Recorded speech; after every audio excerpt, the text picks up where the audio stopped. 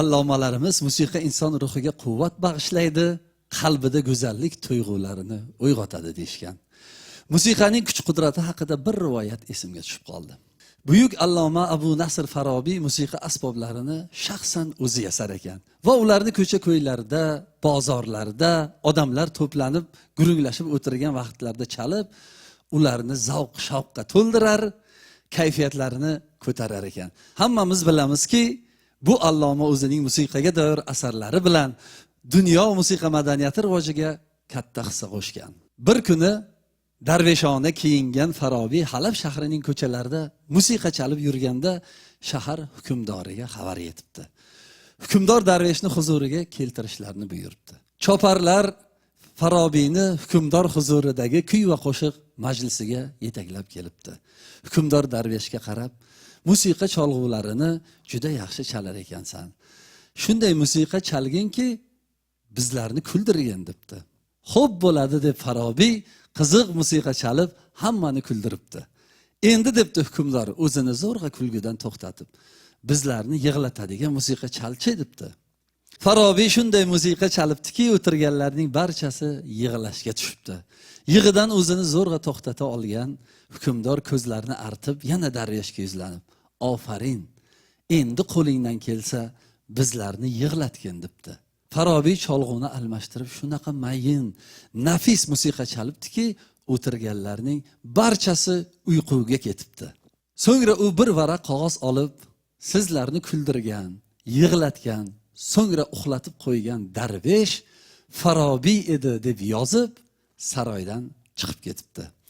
Kuyning qanday mo'jizalarga qodirligini ana shu rivoyatdan ham bilib olsa bo'ladi. Lekin musiqa va qo'shiqning bosh vazifasi inson qalbini tarbiyalash, uning yuragiga mehr, muhabbat tuyg'ularini uyg'otish. Bugungi ko'rsatuvimizda musiqaning ana shunday qudrati, jozibasi haqida suhbatlashamiz. Ilk mehmonimiz o'z jo'shqinligi bilan bir necha qo'shiqlari inson qalbiga o'rnashib borayotgan singlimiz, Nihol mukofoti sovrindori Umidaxon Hojiyevani taklif qilamiz. Marhamat.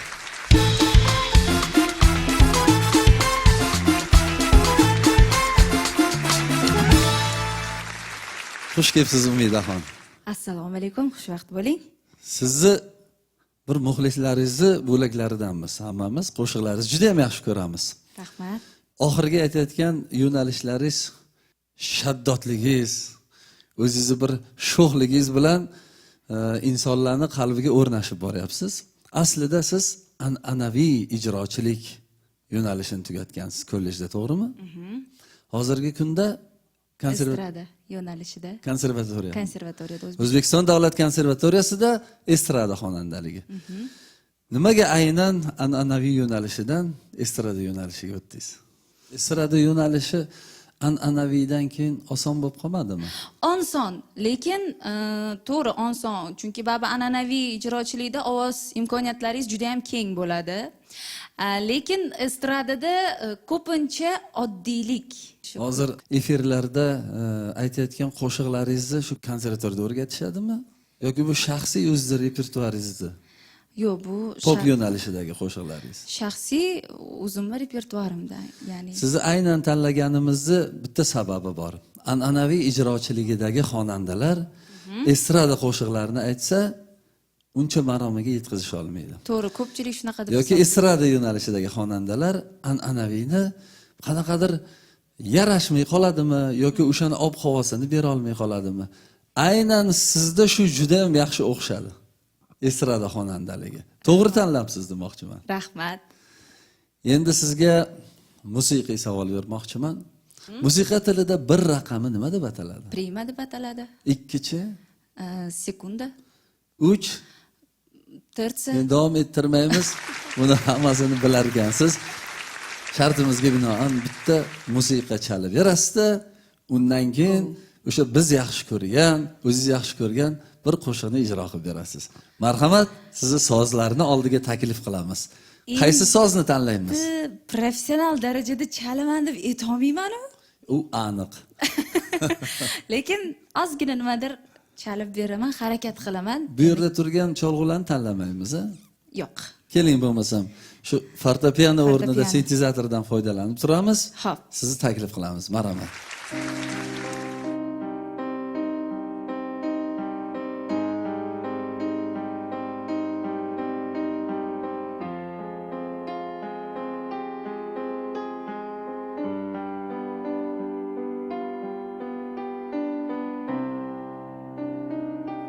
Bu musiqa xayolni juda uzoqlarga olib ketadi. Yashang. Hozirgi aytib beradigan qo'shig'ingiz o'sha hali aytib o'tdim, barchamiz yaxshi ko'radigan qo'shiq. Sendadir ko'nglim qo'shig'ini eshitamiz. Marhamat.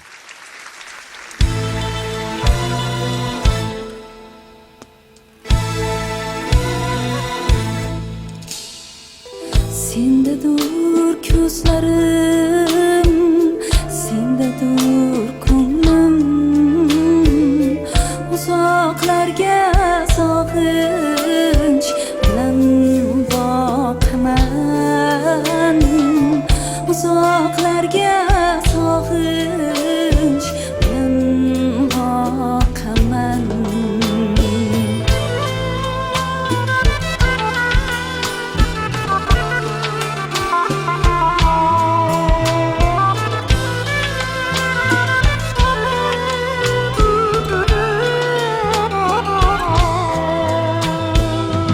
Na quyosh, na bahor, na gulshanda gul, yuragimni yupatmas, men sog'inarman. Sendadir ko'zlarim, sendadir ko'nglim, uzoqlarga sog'inch bilan boqaman. Sendadir ko'zlarim, sendadir ko'nglim, uzoqlarga sog'inch bilan boqaman.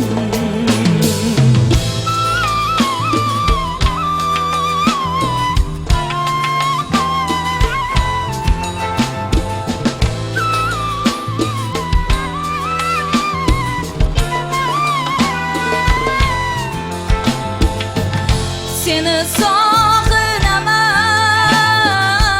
ruhda yo'q qaror, oshib el dog'dan bu qadar hijron. Sendadir ko'zlarim, sendadir ko'nglim, uzoqlarga sog'inch bilan boqaman. Sendadir ko'zlarim, sendadir ko'nglim, uzoqlarga sog'inch bilan boqaman. Dardim bor yurakda, qo'shiqlarim bor. Sen yo'qsan nahotki, bu mangu armon, bu mangu armon. Sendadir ko'zlarim, sendadir ko'nglim, uzoqlarga sog'inch bilan boqaman. Sendadir ko'zlarim, sendadir ko'nglim, uzoqlarga sog'inch bilan boqaman, bilan boqaman.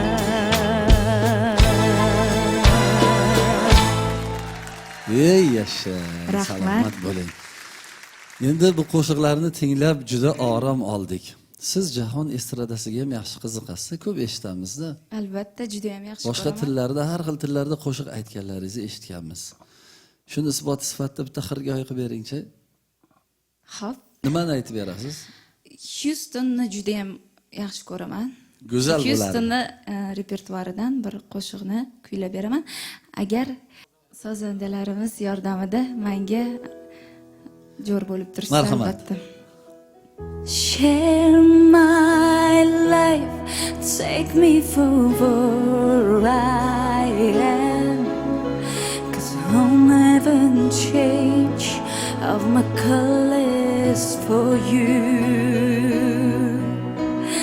Take my love, I'll never ask for too much, just for where you are and everything that you do.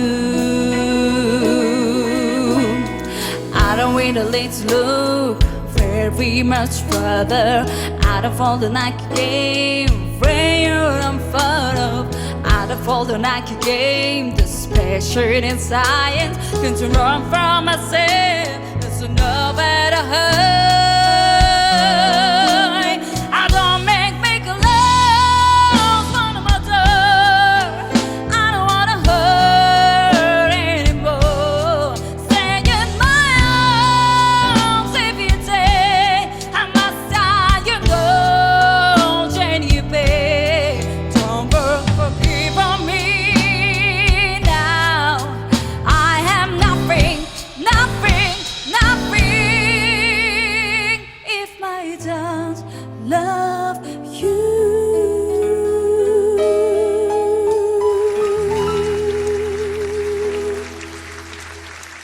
Faqat olqishlab qo'yamiz. Rahmat. Hech qanaqa gap so'z yo'q. Rahmat.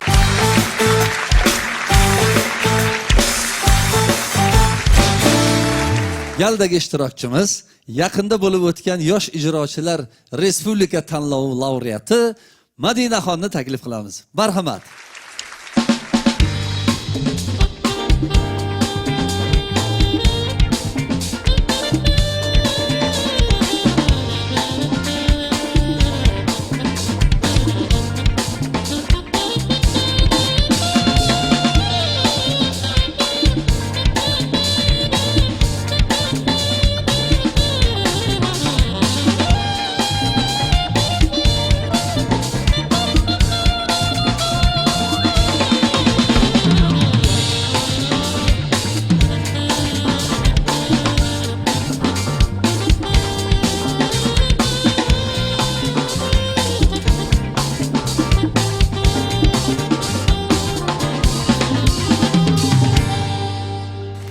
Ofarin deyishdan boshqa ilojimiz yo'q. Ha, Umidaxon nima deysiz? Juda go'zal kuy bo'ldi. Endi o'sha ko'rik tanlovda chalgan bitta asaringizdan o'zingizni guruhingiz yigitlar bilan birgalikda bir chalib bersangiz. Qani marhamat.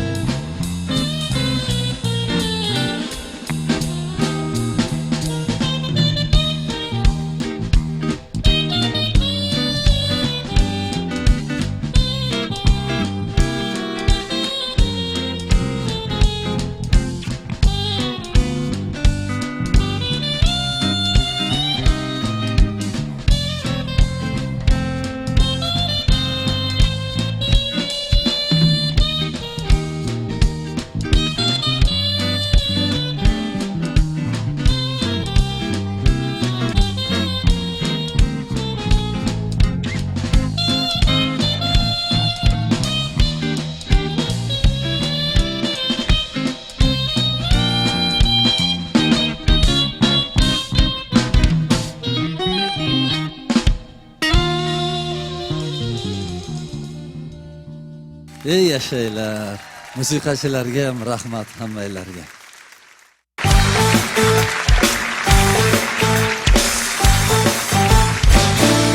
Hozirgi mehmonimizni bolaligimizdan juda ham yaxshi bilamiz. Bemalol ustoz san'atkor deya olamiz. Marhamat, kutib olamiz. Azamat Sharipov.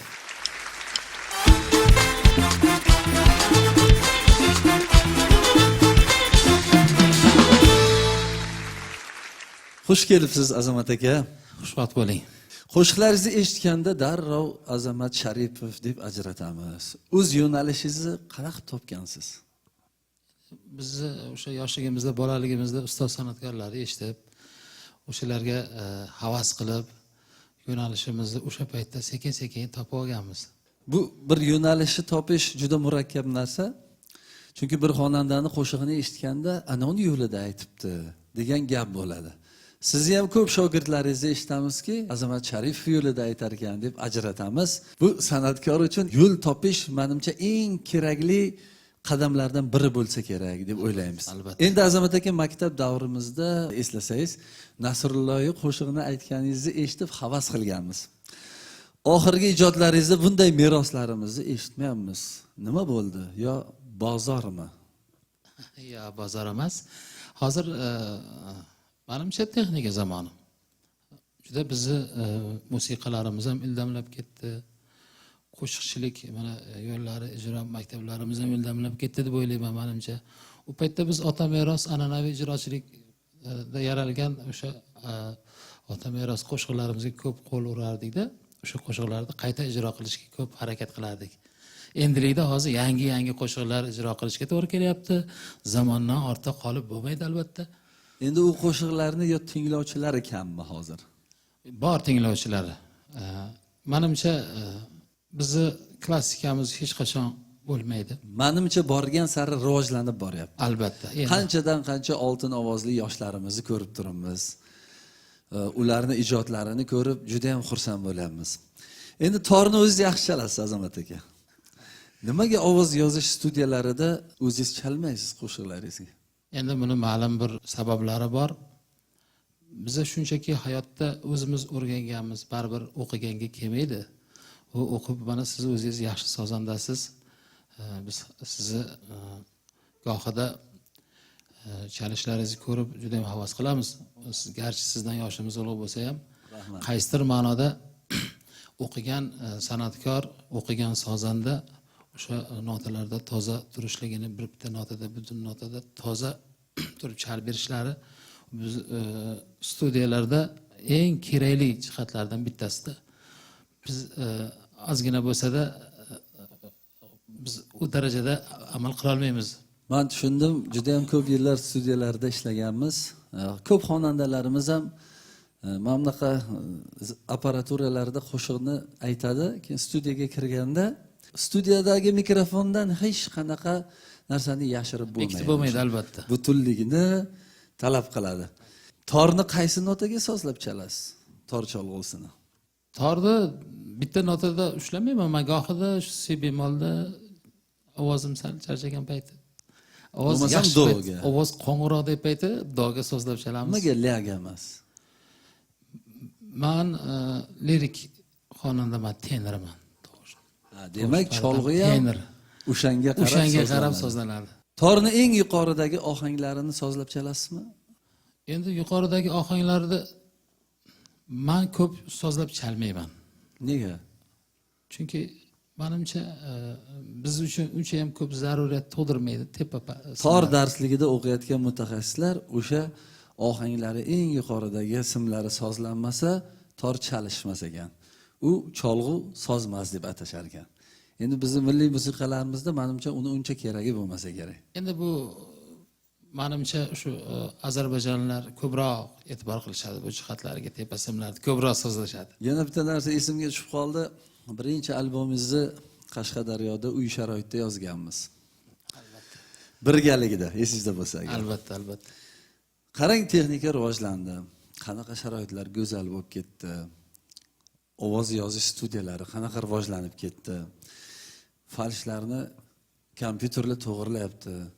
Oson bo'lib qoldimi endi qo'shiqchilik? yoki bu qulayliklarmi? Bu qulayliklar deb o'ylayman, ammo oson emas. Rahmat. Shu bitta tor cholg'usida eshitamiz endi.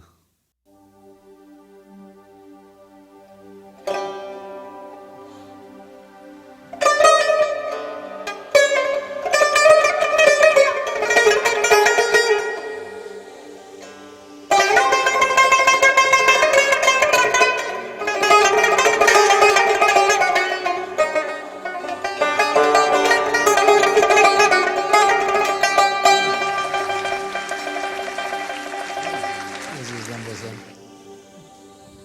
keling.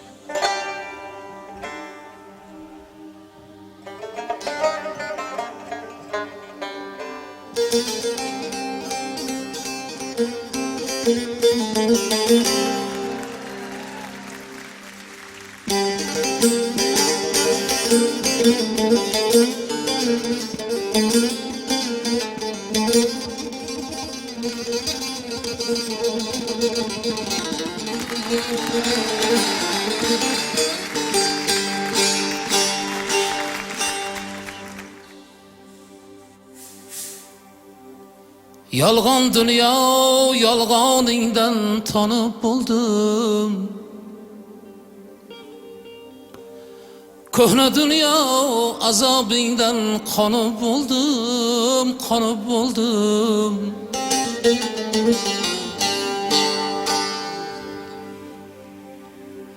Azim dunyo o'chog'ingda o'tin bo'lib, azim dunyo o'chog'ingda o'tin bo'lib,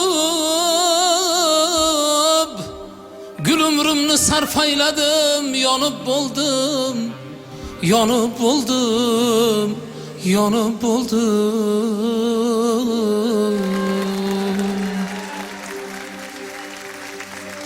Menga ham ber porlagan quyosh va samimiy sevinchdan ko'z yosh. Menga nur ber porlagan quyosh va samimiy sevinchdan ko'z yosh. Yuragimga otaverma tosh, mehmoning mana ko'hna dunyo. Yuragimga otaverma tosh, mehmoning mana ko'hna dunyo. Mehmoning mana ko'hna dunyo.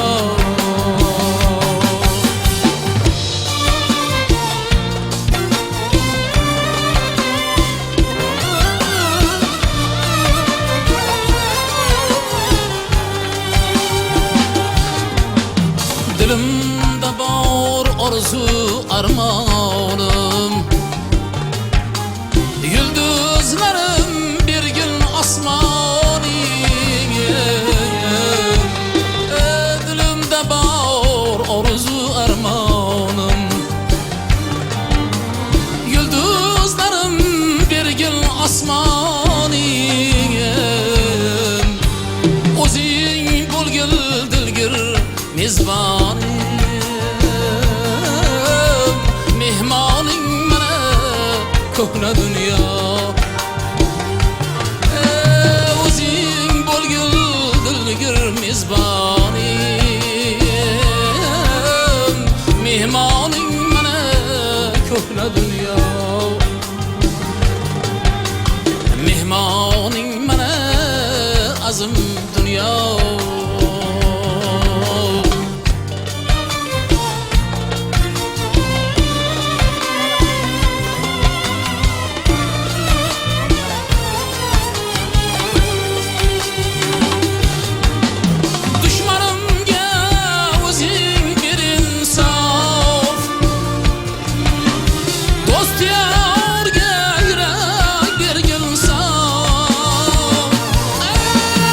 Düşmanım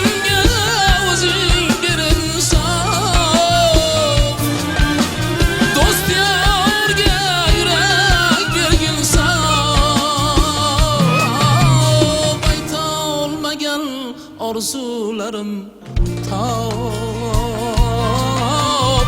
mehmoning mana ko'hna dunyo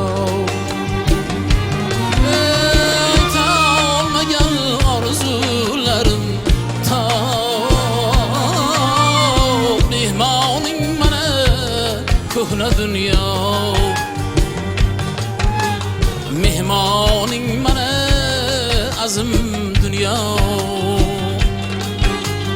hofizingga ko'rsat himmating eshiging ocharim jannating bilmam qachon tugar izzating mehmoning mana ko'hna dunyo bilmam qachon tugar izzating mehmoning mana ko'hna dunyo mehmoning mana ko'hna dunyo mehmoning mana ko'hna dunyo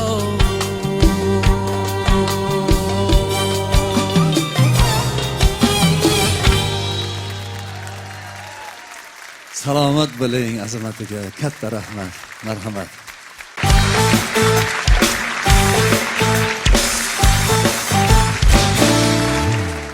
Bir istarali insonni ko'rsangiz, quyoshga o'xshab kulib turar ekan degan iborani ko'p ishlatamiz. Lekin shunday insonlar borki, u insonlarni oldidan hatto quyosh ham jilmayib o'tadi. Kutib olamiz Valijon Shamsiyev.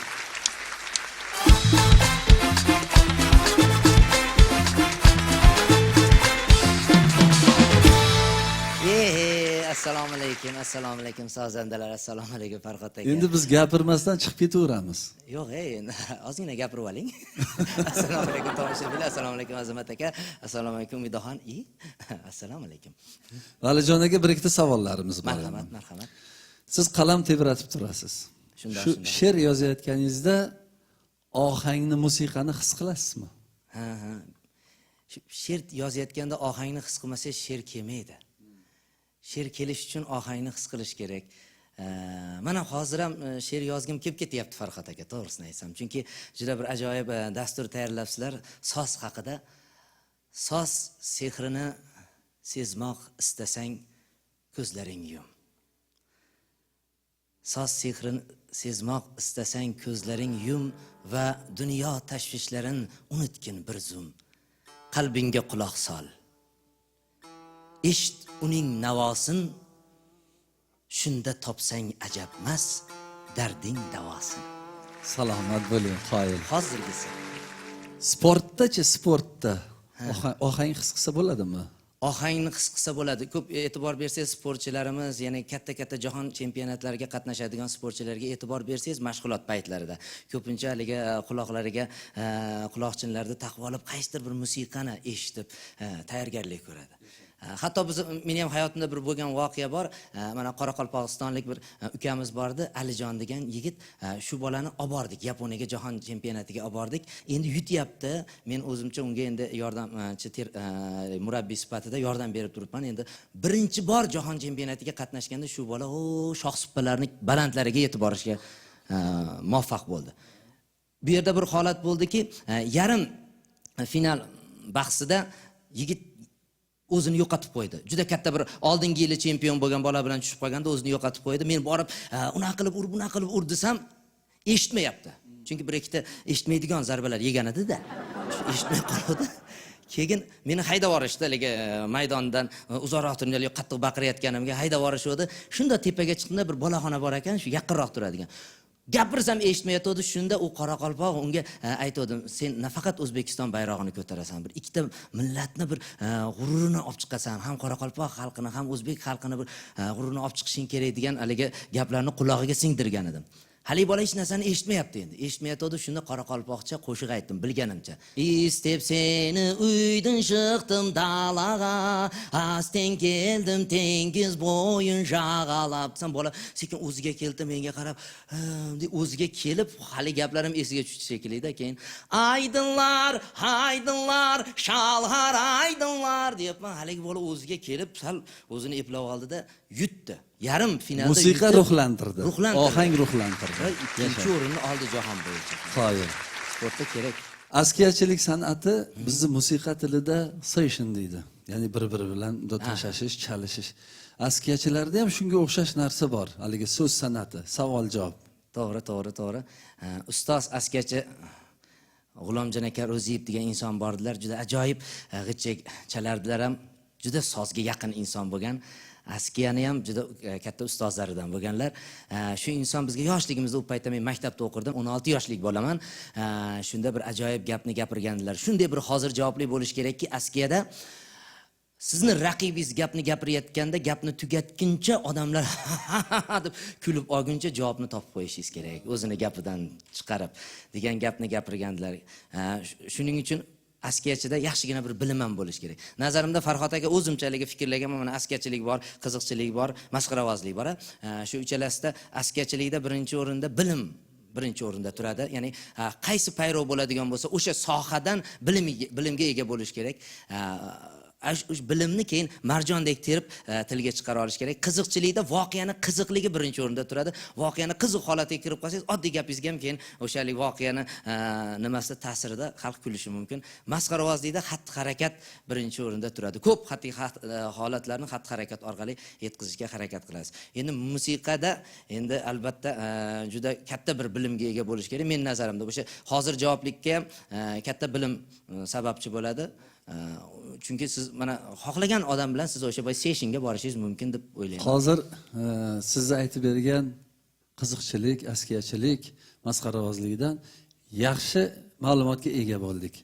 Lekin yana bir bilamizki, sport ham juda yaxshi yordam berar ekan. Juda yaxshi. Sizni ijodingizda mana shu o'zingizni xatti-harakatingizni ko'rmasak, ko'nglimiz to'lmaydi hech qachon.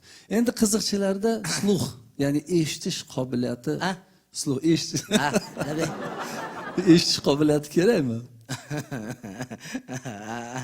Endi yaxshi gaplarni eshitish qobiliyati kerak. Xalqning ichidan haligi qaysinisini olsa ekan, qaysinisini qoldirsa ekan degan holatlar bor. Shularni bir terib olish kerak. Mana shu terish uchun, gaplarni terish uchun albatta sulh kerak.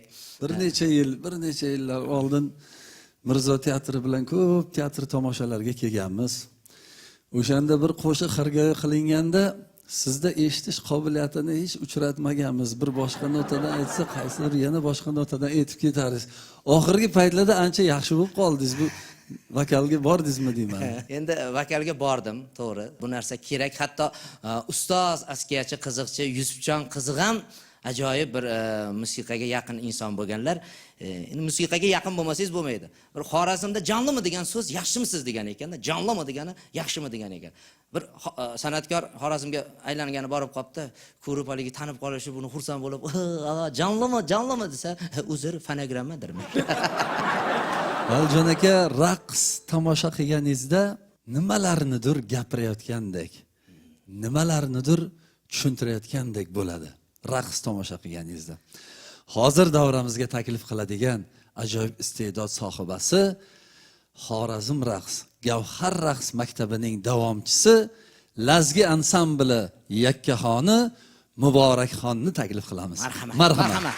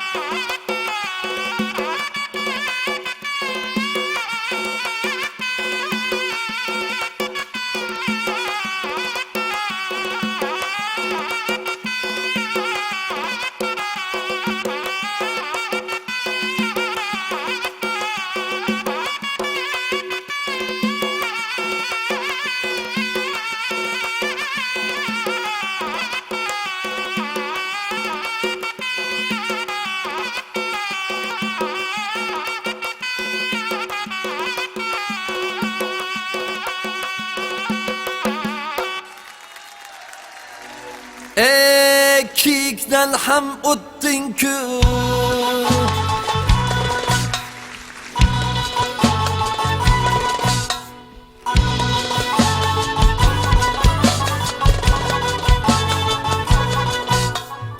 Ahumidi ko'zlaring, jadumidi ko'zlaring, aqlim barbod etding-ku.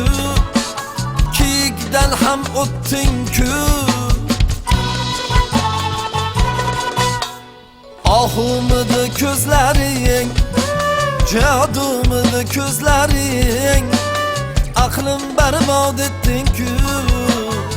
Kiyikdan ham o'tding-ku.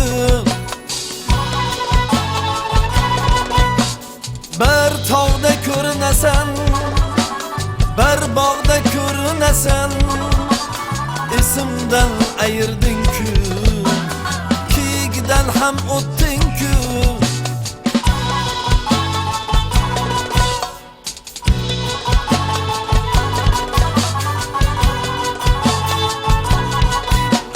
Sochingga gul taqasan, yurakka o't yoqasan, bir vaqtni ketding-ku. Kiyikdan ham o'tding-ku. Ahumidi ko'zlaring, jadumidi ko'zlaring, aqlim barbod etding-ku. Kiyikdan ham o'tding-ku.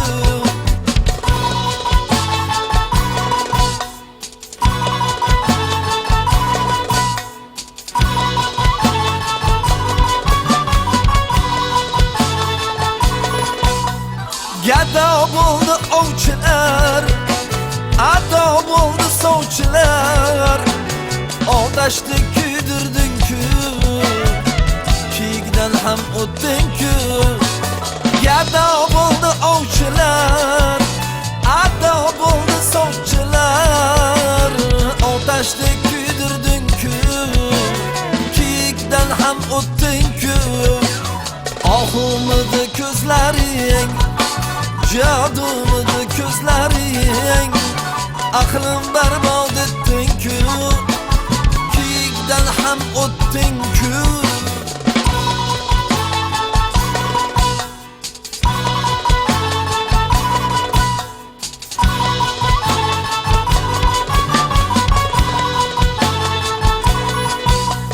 Farhodingga zo'raylab, dunyosini to'raylab, Farhodingni zo'raylab, dunyosini to'raylab, shunday uchib ketding-ku.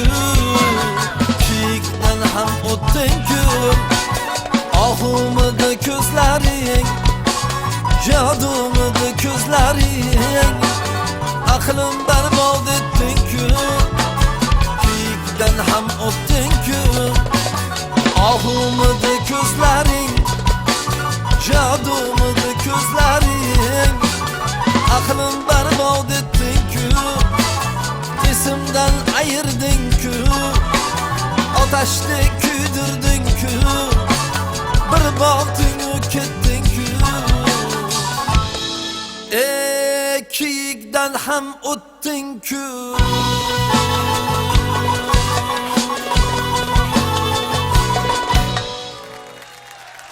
Muborakxon, raqslaringiz ma'nosi bormi? Albatta bor. Bu qaysi maktab yo'nalishidagi raqs? Bu Xorazm eski raqslaridan, shu eski raqslardan qolib ketgan raqs, lekin buni hech kim o'ynamagan. Oldin o'ynagan, lekin takrorlab ijro etilmagan. Shu raqs qo'yayotganinglarda raqsni sanoq bilan qo'yasizlarmi yo ohang bilanmi? Sanoq bilan? Sanoq bilan. Ha. O'zingiz ham o'ylab topasizmi? Albatta. Biz yaxshi bilamizki, Xorazm raqs maktabi davomchilari hammasi qayroq chaladi. Qo'lingizda mana cholg'ularni ko'rib turibmiz. Bir sadolaridan bahramand bo'laylik.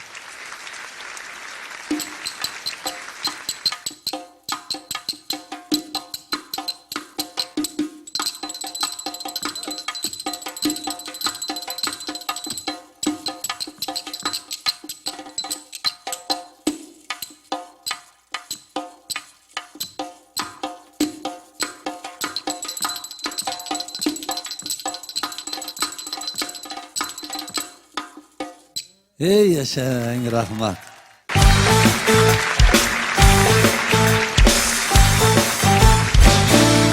Yurtimizni yana bir ajoyib iste'dodini sahnamizga taklif qilmoqchiman. Nihol mukofoti sovrindori Fazliddin Shafoatov. Marhamat.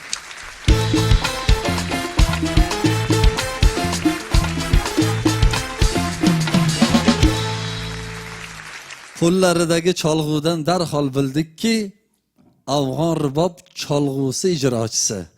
Afg'on rubobi qaysi jonzotga qiyoslab yasalgan? Afg'on rubobi o'zi asli kelib chiqish juda qadimiy cholg'ulardan bo'lib, bu cholg'uni tovus parrandasiga qiyoslashgan. Yashang, tovus parrandasiga qiyoslashgan. Bunda jahon klassikalari ham chalinadi. Albatta jahon klassikalari chalinadi. Qaysi cholg'ularga yozilgan asarlar chalinadi afg'on rubobda? Masalan, jahon klassikasidagi Bach, Vivaldi, Mozartlar afg'on rubobi uchun aynan asarlar yozishmagan. Sizlar qaysi cholg'uga yozilgan asarlarni chalasizlar? Ko'proq skripka cholg'usi uchun yozilgan asarlarni shu afg'on rubobga moslashtirib chalamiz. Yana Undan tashqari valtorna, violonchel cholg'usi ham juda bir-biri bilan ovoz jihatdan o'xshash taraflari ko'p. rahmat. Yuqori notalarda grif kengligi, mana yuqori notalarda grif kengligi texnik jihatdan noqulaylik tug'dirmaydimi? Endi albatta noqulaylik tug'dirmaydi, chunki nega deganingizda bu cholg'uni chalish uslublari bor. Afg'on rubobda o'sha pastki registrlarda chalinganda noqulaylik tug'dirishi mumkin, lekin bu narsa hisobga olingan holda ijro mahoratida applikatura degan narsa bor. Bu afg'on rubobga aynan shu joyda applikatura qo'llashga to'g'ri keladi. Bu cholg'u shu texnik kuylarni chaladigan cholg'umi? Bu cholg'u afg'on rubobda asl afg'on rubob cholg'usi bo'ladi. Men hozir bu ko'rsatuvga ikkinchi cholg'uni ham buni takomillashtirilgan holatdagi cholg'uni olib kelganman. Bu asl afg'on rubob cholg'usi. Bu asl afg'on rubob cholg'usi. Demak, bunda texnik kuylari chalinmaydi, o'sha rekonstruksiya qilingan, ya'ni takomillashgan afg'on rubobda chalinadi, to'g'rimi? Demak, musiqiy savol. Mana konservatoriyada tahsil oldingiz. Musiqiy fanlardan har bir ishtirokchimizdan qanaqadir darajada bir musiqiy bilimlari tekshirilib ko'riladi, musiqiy savollar beriladi. O'tgan sonimizda bir xonandamizdan asosiy tonalность tonika desak, 5-pog'ona qaysi desak, dominanta deb javob berdi. O'sha dominanta 3 tovushlikni tuzib berganda sol, si, re fani qo'shganda u dominant septakord bo'ladi. Dominant septakordni nechta aylanmasi bor? Dominant septakordni 3 ta aylanmasi bor. Xo'sh, Birinchi aylanmasi dominanta kvint sekstakord, dominanta terts kvartakord, dominanta sekundakord. bo'lmasam menga si bemol majordan dominant sekund akkord tuzib bering. Dominanta sekundakord si bemol majordan bo'lsa, hozir men bir pianinoga qarab qo'yishim kerak. Qani?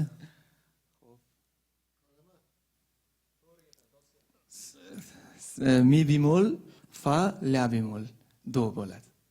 Mi bemol, fa, la, do. Yashang. Bugun afg'on rubob cholg'usida biror bir shogirdingizni taklif qilganmisiz? Albatta. Birgalikda biron kuy chalib berasizlar. Ha, hozir birgalikda bir kuy Bo'lmasam chalib beramiz. oldin o'zingizdan bitta asar eshitaylik-da, keyin shogird bilan birgalikda. Xo'p, bo'ladi. Marhamat.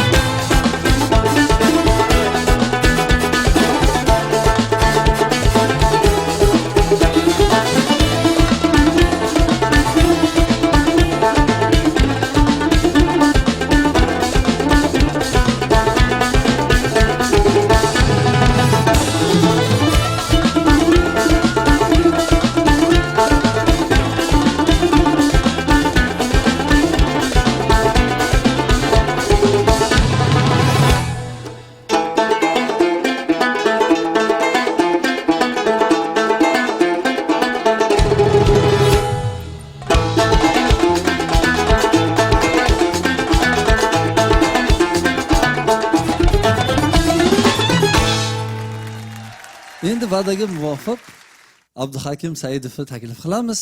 Bir eshitamiz ustoz shogird.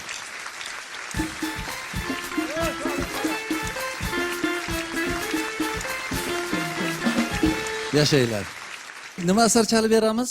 Hozir Rimskiy-Korsakovni o'sha Arilar parvozi asarini chalib beramiz. Juda go'zal asar. Faqat bitta shartimiz bor bizani ham, siz ham ko'maklashasiz bizga. Bu asarni chalmaganimga ancha bo'ldi. Bunga doimiy mashq kerak.